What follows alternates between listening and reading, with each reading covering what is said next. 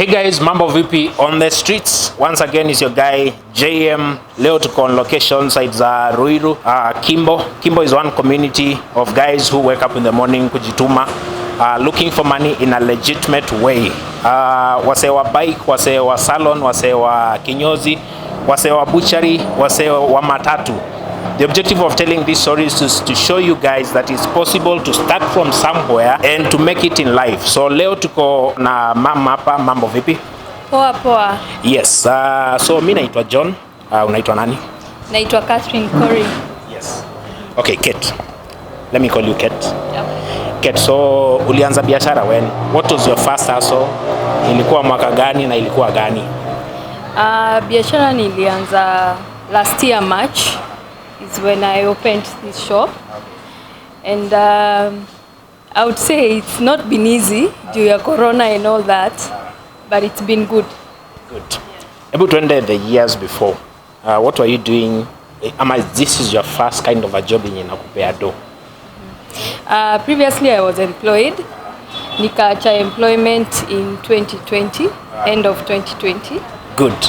Before then, turudi nyuma, your first job yenye ilikupea do, Okay. ilikuwa gani? Ilikuwa tu kuhustle after high school. Ninakumbuka my mama had a kiosk as well. So nilianza tu kuuza hot dogs. That's what I started doing. Before I got now employment. Niliajiliwa job. Nikakuwa kwa ofisi. Nimefanya kazi kwa ofisi for like 20 years. Yeah. So busy hot dogs ilikuwaje? Because I know guys when you are on a passion, guys who are looking for money kuingia that business. How was it? Ilikuwa mwaka gani? That was kitambo. It was like 2005 for there. Yeah. 204. What did it require for you to get into that kind of a business? Mtu uhitaji capital kiasi gani? Hiyo ilikuwa tu kidogo because actually I just got my pocket money. I had the shop because my mom had the shop, so I just needed the stuff, the buns and the frankfurters for the hot dogs, which was about like 300 shillings then. Yeah, and it was bringing more like over 1,000 once I sell a whole pack. Yeah, so it was my pocket money to just see me move on when I was still young then. Yeah. So ulikuwa unauza kwa hoteli ama you were using these mobile carts that we see nowadays? No, it was just a shop. It was a canteen in somewhere in a school. Yeah. Yeah. Nice one. With inakuletea 1,000 bob per day. Yes. All right. So after that ukaenda to the next hustle. Ilikuwa gani and how was it? Next hustle, I don't know it's a hustle, lakini ni equal employment now. I joined employment. Nimekuwa huko until now 2020. Ndio nikatoka. Ilikuwa job gani in particular? Okay, ilikuwa more of admin and customer care. Okay. So I've done customer care for like 13 years mostly. Yeah. Na ninaweza sema those people who are in employment, they need to really check and see what else they can do as a side hustle, not just employment. Because that's one of the things that I've learned once I was out of employment. That if I had a side hustle then, sahi singekuwa probably nikihustle sana kama venye na hustle sahi. Yeah.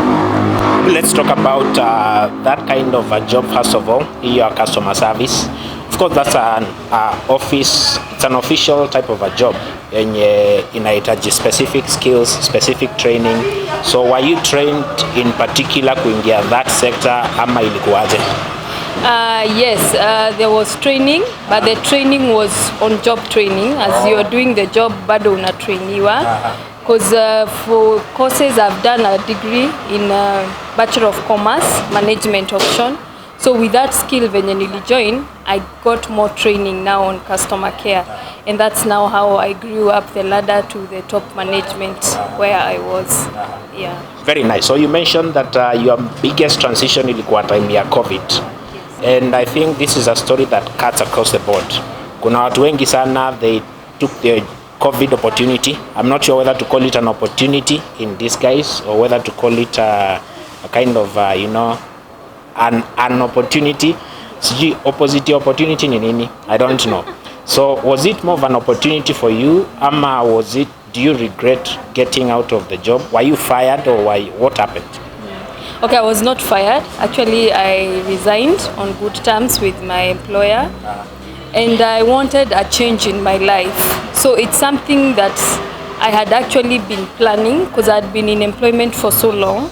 So I wanted to try something different, something that I know it's my own hustle. It's not that I'm waking up to go and work for someone, but something I know that I can look at and say, this is my hard work, this is what I want. Yeah. Aha. Unajua kuna watu wengi sana wanatakaga kazi ya ofisi. Kazi ya customer service ni kazi ya ofisi. Kuna watu wanataka kuingia huko na wewe ukatoka. Don't you see that as kind of a strange thing? Ama you desire to, of course, as you say it, to establish yourself as a self-employed person, right? So ukaingia into this sector, yeah, as a, let's call it a sales, right? So how was it? Challenges za kwanza ilikuwaje? Because I want to assume that was the first time unaingia into the sales kind of a sector. Yeah, there are quite a number of challenges. One, I would say it's location. When you're looking at where to start the business and who is your target market.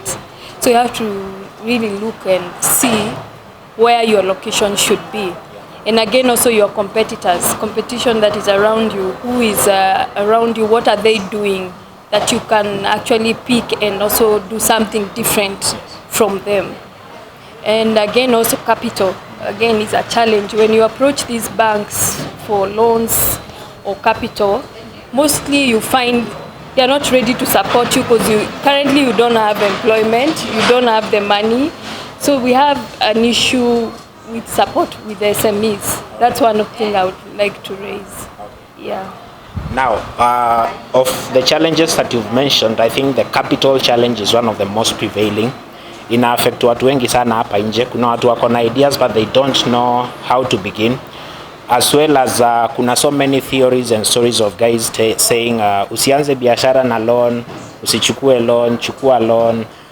As a person who has had experience since 2020, kwa mtu mwenye ako na idea na ana funding, would you advise them kuchukua loan ama watafute soft loan ya probably friends and family, ama wauze assets, ama what's the ideal methodology, the go-to methodology ya kupata your first capital ya kuanza job?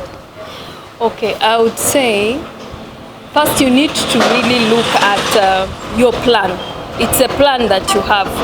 You have the idea maybe, but you don't have the capital. So if you have the idea, you can approach like any banks. I know it's difficult because I've been there, I've tried, but you can try approach the banks and there are these microfinances banks, the small ones that support now the small businesses. Just try approach them with the idea and see if they can support you, yeah, for a start. But the best thing is always have that idea and move on. Don't stop. Don't say I can't do it because of 1, 2, 3. Just try. Even if it's getting friends to changa for you, then you can start small. You don't have necessarily to start big. You start small and you grow and grow and grow. Yeah. Let's talk about the dialogue ya bank versus microfinance. Na microfinance, in my mind, nasema microfinance with SACCOs in mind.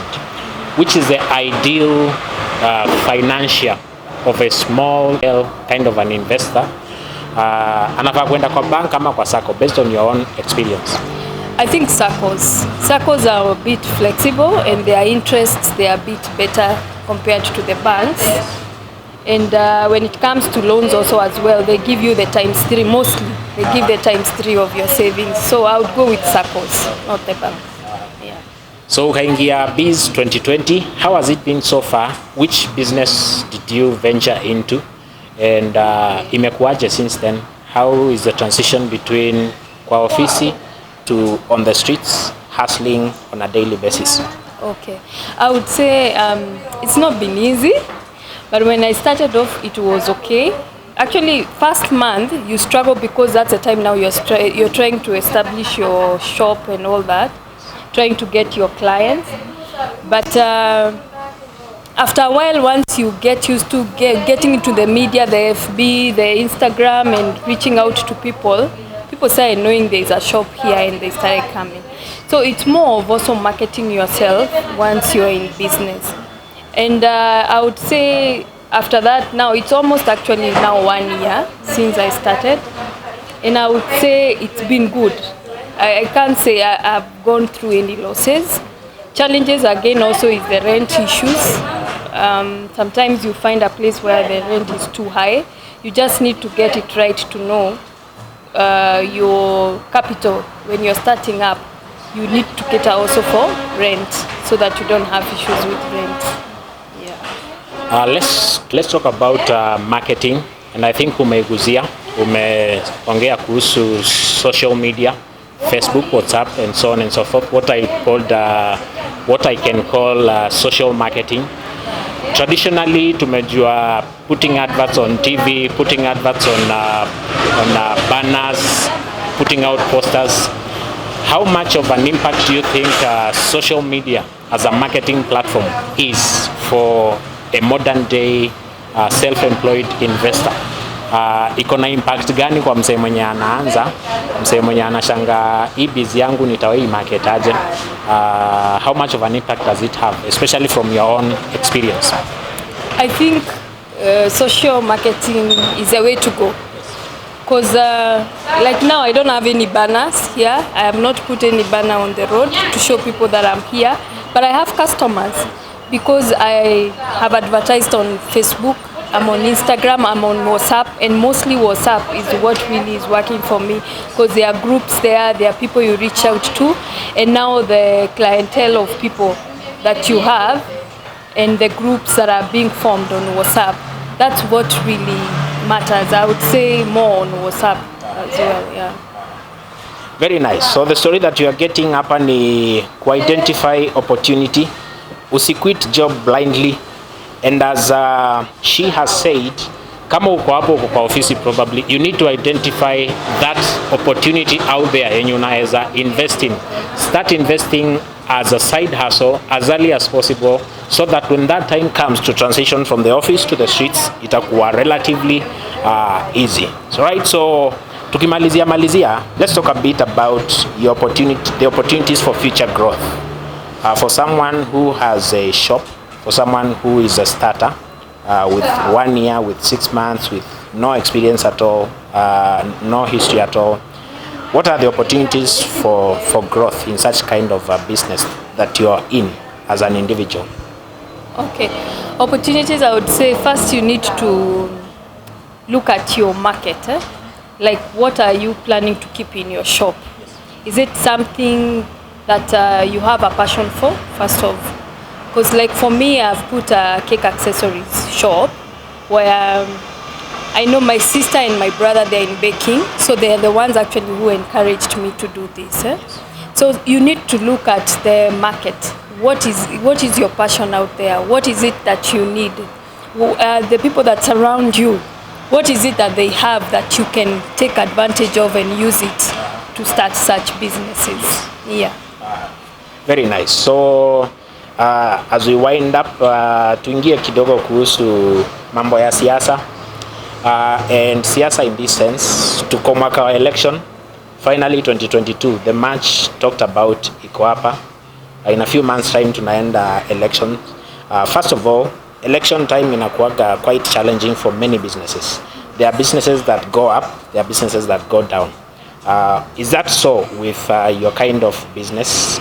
How much of an impact does politics have on your business, mwaka wa election?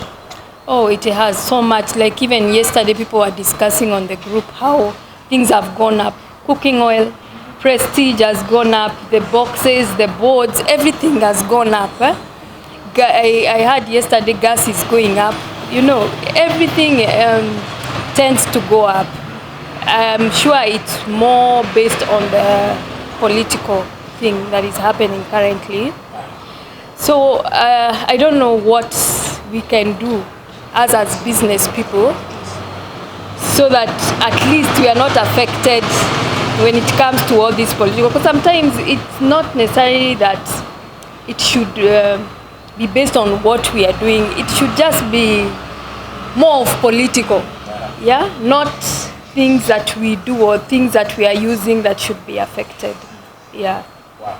Nice one. So as we wind up finally, do you have any other side hustles ama this is your only hustle? Uko na tu biz twingine hapo nje ama ni aje? For now niko nayo, but I try also uplift my friends who have biasharas. So like if someone is doing branding, I have a friend of mine who does branding, I support her by posting her branding on my sites as well, my FB and my Instagram as well. Yeah. Very nice. So uko na any talents? Na usitudanganye. Wamama wakosagi talent. Ladies are multi-talented. No, I don't think I have any talent. I don't have any talent. You know what? I don't think so. I think you have a talent. Even if you don't, of course wewe uimba. Nataka ni kwa bafu, hebu tuimbie kawimbo. Oh God. I love this song by Sarah K. I have made it. Yeah? I've made it through and I don't know how I did it. I've made it through and I don't know how I did it. But one thing I know, Jehovah took it over, and that is how I made it through. Amen. Amen. And I think for someone who's just transitioned from the office to the streets, kutafuta do through self-employment, that's more of a theme song that you've made it. Yes. And someday, in the next 2, 3, 4, 5, 10 years, you'll look back and say, I have made it. Exactly. All right, so that's what we are talking about. Kujituma, transitioning from one business to another, transitioning from the office to the streets, transitioning from one level of investment, one level of capital, one level of service or goods type of a business to another. So kama uko hapo nje, kama uko kwa ofisi, you're wondering utaanza wapi? Maze, this is a great inspiration on where to begin, how to begin, and how to succeed. On the streets, it's your guy, JM. See you on the next one.